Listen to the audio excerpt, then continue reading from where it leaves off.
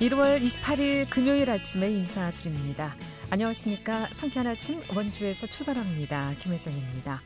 설 연휴를 하루 앞두고 공기가 다시 차가워졌습니다. 현재 원주지방 아침 기온은 영하 9도 보이고 있는데요. 설 연휴가 시작되는 주말과 휴일에는 기온이 더 떨어지겠습니다. 중부 지역 곳곳에는 한파특보가 발령 중인 가운데 현재 대관령의 기온이 영하 13도로 체감온도는 18도로 전국에서 가장 춥습니다. 낮 기온도 어제보다 낮아 낮 기온은 2, 3도로 예상됩니다. 또 주말과 휴일에는 대체로 맑은 날씨가 이어지겠지만 이후 설 당일인 화요일에는 중부와 호남 지역에 많은 눈이 쏟아지겠고 연휴 후반에는 해상에 파도가 높게 일면서 귀경길 불편이 우려되고 있습니다. 앞으로 발표되는 기상정보 꼼꼼히 좀 확인해 주시면 되겠습니다. 오늘 준비한 소식입니다. 내일이면 이제 설 연휴가 시작이 되는데요. 이 설 명절도 많은 변화가 있죠. 전통 풍속 어떤 것들이 있고 또 예전과 어떤 설 문화가 좀 달라지고 있는지 얘기 들어보고요. 또 원주 역사박물관이 이민년 검은 호랑이를 맞아 호랑이 특별기획 전시를 준비했습니다. 이 소식 리포터 코너에서 알아보고요. 또 강원도민일보 정치부 기자 연결해서 한 주간 도내 이슈 소식도 챙겨보겠습니다. 1월 28일 금요일 상쾌한 아침 원주에서 출발합니다.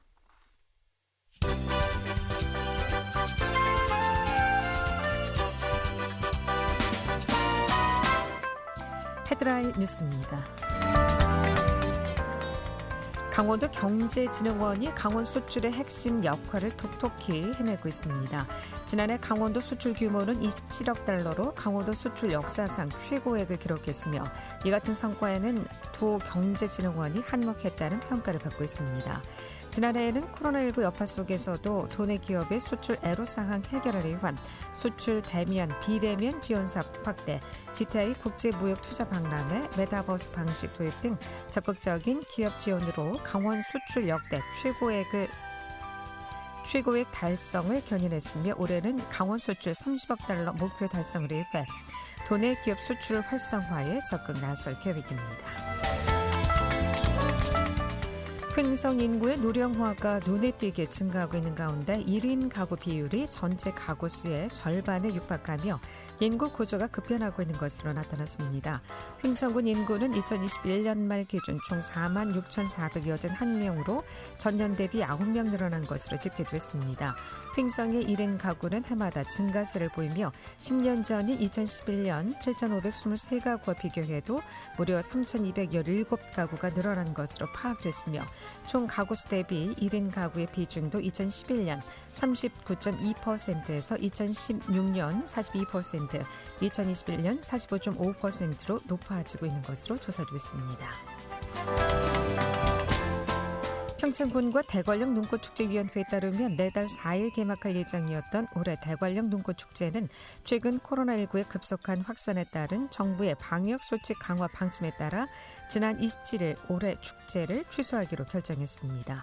축제를 일주일 정도 앞두고 대형 눈썰 매장을 만들고 다양한 눈조각, 눈터널 조성 작업에 들어간 상태에서 정부의 강력한 권고에 따라 축제가 취소돼 지역 주민들은 허탈감을 감추지 못하고 있습니다. 헤드라인 뉴스였습니다.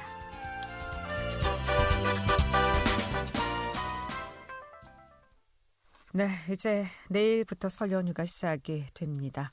하지만 코로나 여파로 설 명절의 문화가 많이 변하고 있는데요. 우리 전통 풍속 좀 새겨보면서 예전과 어떤 설 문화가 다른지 양한모 원주시 문화관광해설사 연결해서 얘기를 좀 나눠보겠습니다. 전화 연결돼 있죠. 우리 양한모 해설사님, 안녕하십니까? 네. 네. 자, 내일부터 이제 우리 고유의 명절인 설 연휴가 시작이 되는데, 예. 코로나19로 인해서 참 설 명절이 많이 좀 문화가 변하고 있는 것 같습니다. 그래도 우리의 전통 설 유래는 잊지 말아야 될 것 같아서요. 우리의 설 유래, 의미에 대해서 잠깐 좀 얘기를 해보도록 하겠습니다. 네. 설이 언제부터 우리의 명절이었는지는 명확하게 알 수는 없지만 그 기록들을 비춰볼 때 아주 오래전부터 지나온 명절이라는 것을 알 수 있는데요. 설에 대한 기록은 삼국시대부터 발견되며 백제는 3세기경, 통일신라는 7세기경에 왕이 아침 조에 나와 신하들의 새해 축하를 받았다고 합니다. 그래서 지금까지 이은 명절이 되겠습니다. 네. 설날 하면 또 떠오르는 대표적인 우리 고유의 세시 풍속들 있지 않겠습니까? 지금은 많이 좀 퇴색하긴 했습니다만은 어떤 세시 풍속들을 좀 즐겼을까요? 네, 풍습은 한 해의 시작을 맞이하여 조상의 차례를 지내고 어른들에게 세배를 하는 것이 풍습이고요. 놀이는 설날에 하던 놀이는 윷놀이, 연날리기, 제기차기, 팽이치기 등이 있습니다. 그렇지만 연날리기는 나쁜 애군을 연애 실려 보낸다는 의미를 가지고 있습니다. 음식은 가족들과 떡국 먹기, 설날 아침에 떡국을 먹는 것은 나이를 한 살 먹게 되었던 독특한 의미를 가집니다. 네.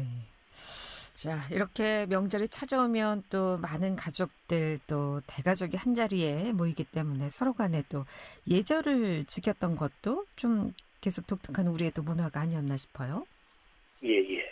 그래서 우리 민족 고유 명절 설날은 그동안 헤어졌던 가족이나 친지들이 한자리에 모여 조상에게 차례를 지내고 덕담을 나누며 평안을 키우는 날이죠. 그리고 그 대신에 가족 간의 호칭을 아주 준수해야 합니다. 그리고 세배시 예절은 새해 인사를 올리게 있습니다. 세배를 한다. 보통 세배하면서 새해 복 많이 받으십시오 하는 등의 말을 하나 이는 예절에 어긋난 행동, 절을 할 때는 절대 말을 하지 않아야 하며 절을 마치고 다시 제자리에 앉아 절을 받은 이가 먼저 덕담을 하고 후에 해답하는 예로 겸손하게 얘기한다. 덕담은 덕스럽고 희망적인 얘기만 하는 게 좋으며 지난해 있었던 나쁜 일은 꺼내지 않는 것이 도리라고 생각합니다. 네. 또 우리 어른께 세배도 했지만 동년배들끼리도 좀 세배를 하는 그런 문화가 있지 않습니까? 그러니까 서로 간에 이제 존중한다는 의미겠죠. 네. 자, 시간이 지남에 따라서 또 설날의 모습도 많이 변하고 있습니다. 특히나 코로나19가 창궐을 하면서 우리 문화도 좀 많이 변하고 있는 것 같은데 특히 우리 이 풍습 또 설 문화에서 좀 많은 변화라면 어떤 변화가 좀 있을까요? 예전엔 대가족이 모여 음식을 준비하고 차례를 지는 전통적인 명절의 의미가 현대사에서는 퇴색해졌다. 그 시대의 풍습은 과감하게 변화시켜 나가야 한다는 시대 차이도 있지만 모두가 즐거우는 방향으로 변하는 시대. 더 이상 명절 중울이 없는 새로운 사회로 변화가는 모습들이 보입니다. 그래서 코로나를 맞이해서 변화된 설날의 모습은 대면보다는 비대면들을 요구하고 시대하며 모임 자체나 차례까지 생략하는 풍속 등들이 지금은 이루어지고 있는 것 같습니다. 차례를 비대면으로 지낸다는 거 옛날엔 상상도 못했던 일이죠. 그래서 요새는 그 온라인 시대가 돼가지고 그런 것이 더 두드러지고 있는 것도 같아요. 그러게 말입니다. 자, 이렇게 개인의 행복이 중요해진 시대에서 또 명절의 의미도 퇴색하기 쉬운데 개인이 중시되며 명절의 중요성이 점점 사라져가는 현상 어떻게 보십니까? 네, 우리는 대가족 제도 아래 서로 함께 도우고 나누는 끈끈한 정이 일계상을 극복해내는 큰 힘이었다고 보거든요. 근데 핵가족이 되면서 서로 함께 나누는 문화가 퇴색해가는 것이 좀 안쓰럽습니다. 뭐 변화가 나쁜 것만은 아니겠습니다만은 그래도 우리 고유의 설 풍속이 사라져가는 것은 좀 아쉬운 대목이 아닐까 싶은데 앞으로 변화를 받아들이면서도 또 전통을 지켜나가기 위해서는 어떤 노력이 좀 필요하다고 보십니까? 그러니까 우리가 1년 내내 만날 기회가 드물어가는 새해가 되었거든요. 새해가 됐는데 예전 같은 사람이 사는 것 같은 그 정감이 메말라가는 것이 이제 안쓰럽고 또 앞으로는 혈연에 이제 상관없이 공동체 의식에 기반한 공동체 사회의 전환이 필요하다고 저는 생각합니다. 자, 끝으로 이제 설 명절을 맞으면서 내일 이제 연휴가 시작이 되는데 어떤 마음으로 어떤 분위기로 이 설 명절을 좀 맞았으면 좋겠다 싶은 마음이 있으실 것 같아요. 우리 청취자 여러분들께 전하고 싶은 말씀이 있으시면 마무리 말씀으로 듣도록 하겠습니다. 2022년 이민년 범때를 맞이했습니다. 2021년 우리 생활을 어렵게 했던 코로나19가 여전히 공존하여 실망하면서도 스스로 면역력을 키우며 애써왔던 한 해였습니다. 우리는 뜻하지 않는 상황으로서 삶의 변화를 겪으면서도 여전히 서로 격려하고 다독으면서 낯선 생활에 적응해왔거든요. 이제 새롭게 맞이한 이민년에는 좀 더 희망찬 소식들이 가득차기를 기대봅니다. KBS 1 원주방송국 상쾌한 아침 원주에서 출발합니다. 청취자 여러분. 그리고 김혜정 아나운서님, 이민년 새해에는 호랑이의 용맹함과 신성한 기운을 받아 모두가 건강과 희망이 가득하시기를 진심으로 기원합니다. 감사합니다. 네, 감사합니다. 말씀 잘 들었습니다. 우리 양한모 관광 해설사께서도 새해 복 많이 받으시길 바라겠습니다. 감사합니다. 네, 감사합니다. 지금까지 양한모 원주시 문화관광 해설사였습니다.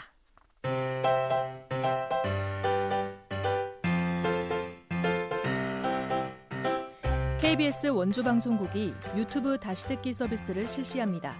매일 아침 강원 영서남부권의 뉴스와 정보를 전해드리는 상쾌한 아침 원주에서 출발합니다는 KBS 원주라디오 유튜브 채널을 통해 다시 들을 수 있습니다.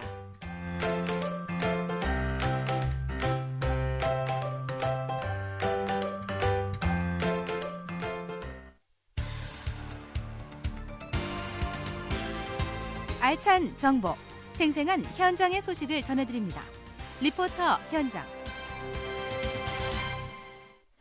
네, 상쾌한 아침 원주에서 출발합니다. 듣고 계신 지금 시각 8시 44분 지나고 있습니다. 이민년 검은 호랑이해를 맞아 원주 역사박물관이 호랑이 특별 전시를 운영하고 있습니다. 이 소식 추인의 리포터와 함께합니다. 어서 오세요. 네, 안녕하세요. 예, 자 원주시 역사박물관에서 호랑이 특별 전시가 진행 중이라고 하는데 어떤 전시회입니까? 네, 원주 역사박물관이 올해 검은 호랑이해를 맞아 지난 1월 25일부터 오는 3월 7일까지 호랑이 특별 전시를 진행합니다. 호랑이의 상징성을 대조명할 수 있는 유물을 모아 기획 전시를 준비했는데요. 청동 호랑이 무늬 거울, 산신도, 호랑이를 타고 있는 인형, 민화 등 유물 30여 점이 준비됐습니다. 우리나라에서 호랑이 이야기는 예부터 우리 생활 주변에서 자주 접할 수 있었는데요. 삼국유사의 단군신화에서부터 아이들이 읽는 동화책에까지 호랑이는 우리 민족 생활 공간에 깃들어 있습니다.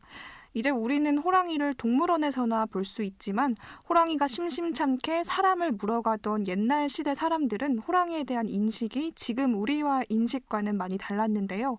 신성적으로 호랑이를 신화적 요소로 인식하던 과거에서 이제는 점점 호랑이를 인격화하는 일상적 표현으로 인식이 변화하게 됐습니다. 이번 호랑이 기획 전시회는 이런 변화되는 인식 양상과 더불어서 우리 문화에 깃든 호랑이와 관련된 다양한 상징을 엿볼 수 있습니다. 원주 역사박물관 김나영 학예연구사 이야기 들어봤습니다. 네, 2022년 이민년 검은 호랑이해가 되어서 저희 원주시 역사박물관에서도 이민년 검은 호랑이해를 기념해서 작은 특별전을 준비했는데요. 이번 전시 제목은 호, 말 그대로 호랑이인데 30여 점의 호랑이 관련 박물관 자료와 관람객분들이 즐기고 가실 수 있도록 체험형 전시로 기획이 되었습니다. 아무래도 이번 전시가 체험형 전시로 기획되다 보니까 관람객분들이 즐기고 가실 수 있는 즐길거리가 좀 준비가 되어 있는데요. 민화 속 호랑이 색칠하기 체험이라든지 그리고 호랑이 달력 만들기 체험도 가능하시니까요. 오셔서 호랑이가 나쁜 것을 물리쳐주는 의미를 가지고 있듯이 이번 전시회를 보시고 즐길거리를 누리시면서 2022년 한 해 아주 풍요롭고 즐거운 한 해 보내시길 바랍니다. 네. 자, 그렇다면 호랑이 특별 전시회 어떤 프로그램들이 준비되어 있습니까? 네, 먼저 유물을 관람하면서 전시를 기획한 학예연구사에게 해설을 직접 들을 수 있는 큐레이터와의 대화, 그리고 호랑이 달력 만들기 프로그램이 있습니다. 호랑이는 포악하고 사나운 맹수로 인식되기도 하지만 용맹함으로 나쁜 귀신을 물리치는 영물로 인식되기도 하는데요. 그래서 옛날 우리 조상들은 사람이 죽을 때 관에 호랑이를 타고 있는 인형을 함께 묻기도 했습니다. 저승에 갈 때까지 호랑이가 나쁜 귀신들로부터 지켜줄 것이라 믿었기 때문인데요. 이런 해설을 들으면서 전시를 관람할 수 있어 시민들에게는 색다른 시간이 될 수 있습니다. 이번 전시를 찾으면 호랑이의 상징성과 우리 민족과의 연관에 대해 재미있게 이해할 수 있는 기회가 될 것 같은데요. 벵골 호랑이와 사진을 찍을 수 있는 AR 호랑이 체험, 또 포토존에서 사진을 찍으면 경품을 증정하는 이벤트와 호랑이 그림 공모전도 진행 중입니다. 전시를 찾은 시민 이야기 들어봤습니다. 평소에 역사박물관 그 홈페이지를 자주 들여다보는데 그 홈페이지에 이번에 호랑이띠라고 해서 큐레이터 분이 직접 전시 해설하는 게 있어서 아이랑 방학도 맞을 겸 해서 방학 동안에 특별한 추억 만들고 싶어서 오게 되었습니다. 호랑이 띠에 대해서 우리 큐레이터 선생님께서 띠가 어떻게 만들어지는지도 알려주시고 그다음에 색깔도 어떻게 만들어지는지를 설명해 주셔서 아이한테도 되게 재밌었고 저도 재밌었던 부분이고 또 호랑이 민화라든지 아니면은 그 조각품이 있었는데 그 상여할 때 하는 조각품이었는데 상여할 때 되게 무섭다고만 생각했는데 그 호랑이를 사람이 타고서 올라가서 사람을 지킨다 뭐 이런 것을 설명해 주면서 그런 걸 알게 되고 또 그런 걸 직접 눈으로 보니까 더 흥미롭고 재밌었습니다. 네, 저도 이 관에 호랑이를 타고 있는 인형을 묻어다닌 것 정말 처음 듣는 얘기인데 새로울 것 같습니다. 이 호랑이와 관련된 더 다양한 프로그램을 즐길 수 있을 것 같은데 전시 감상 포인트가 있으면 좀 짚어주실까요? 네, 호랑이는 12지의 세 번째 동물로 우리 민족의 숭배의 대상이자 용맹함으로 나쁜 것을 물리쳐주는 영물의 의미가 있습니다. 우리 벽사와 설화에서는 강인한 모습과 함께 해학적인 모습도 그려져 이제는 우리 민족을 대표하는 친근한 이미지가 됐습니다. 우리나라에서 진행된 2차례의 올림픽에서도 모두 호랑이 상징을 활용했는데요. 88 올림픽에서의 호돌이와 평창 올림픽에서의 소호랑이로 이제는 시대를 넘어서 세계적 상징이 됐다고 할 수 있습니다. 호랑이의 상징성과 또 우리 민족과의 관계에 대해서 재밌게 풀어낸 이번 호랑이 기획전에 방문해서 호랑이에 대해 알아가는 시간을 가져보는 것도 좋을 것 같습니다. 네, 호랑이 기획 전시 방문을 통해서 호랑이 기운으로 올해 이민년 좋은 소식 좀 기대해 보셨으면 좋겠습니다. 설 연휴에 또 갈 데 없다면 이런 전시회를 찾아보시는 것도 좋겠습니다. 추인의 노래부터 잘 들었습니다. 네, 감사합니다.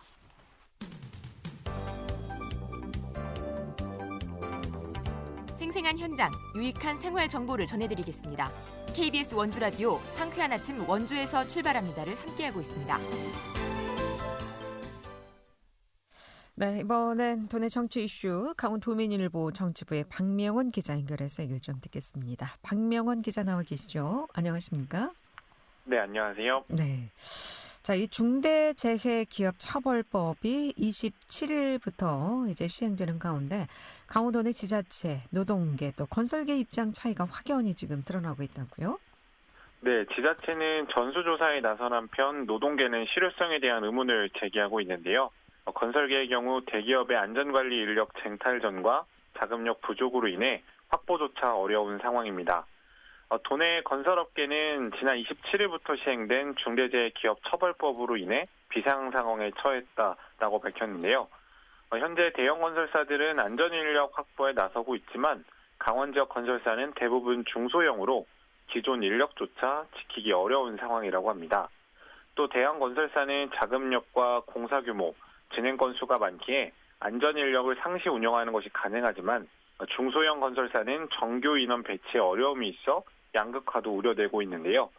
대한건설협회 강원도에는 도내 건설사 중 200여 곳은 1년 수주액이 10억 원을 넘지 못해 추가 인력 확보를 위한 자금력이 부족한 상황이고 안전사고가 발생하면 회사문을 닫아야 할 것으로도 우려하고 있습니다. 오인철 대한건설협회 강원도 회장은 안전이 최우선이긴 하지만 안전관리기사 자격증을 소지한 인원들은 이미 대형건설사에서 스카우트한 상황이라 인력 확보도 어렵다면서 현장 소장의 경우 안전관리 등 기술 자격증을 다수 가지고 있는 인원이 있어 겸직할 수 있도록 허용해야 한다고 호소했습니다. 지역노동계는 이 사업장 규모를 오히려 늘려야 한다는 그런 입장이라고요? 네, 민주노총 강원지역본부는 중대재해기업처벌법과 관련해 실효성에 대한 의문점을 제기했는데요. 강원도는 전체 사업장 중 5인 미만 사업장이 77%, 50인 미만 사업장이 98%를 넘어 사실상 법의 보호를 받지 못하기 때문입니다. 현재 5인 미만 사업장은 적용을 제외했고 50인 미만 사업장은 3년간 유예기간을 두고 있습니다. 민주노총 강원지역본부는 어제 고용노동부 강원지청에서 중대재해기업처벌법 전면 적용, 발주처의 공기단축 강요에 대한 처벌 강화, 인과관계 추정 도입, 인허가권이나 관리감독권의 책임이 있는 공무원 처벌 등 개정을 요구하는 기자회견을 열기도 했습니다. 박용린 민주노총 강원지역본부 노동안전보건부장은 현재 법의 경우 과로사 등을 방지하기 위한 적정 인력에 대한 부분과 안전검사 평가를 외부업체에 맡길 수 있도록 해 위험관리의 외주와 책임 회피가 가능해 강화가 필요하다고 주장했습니다. 이런 가운데 일각에서는 중대재해처벌법을 피하기 위해 회사 대표 교체를 하고 있는 상황이라고요? 회사 대표를 교체하면 중대재해처벌법을 피할 수 있는 건가요? 실제로 법 적용에 따라 사업자에 대한 처벌이 강화되자 업체에서는 대표이사를 교체하는 움직임이 나타났는데요.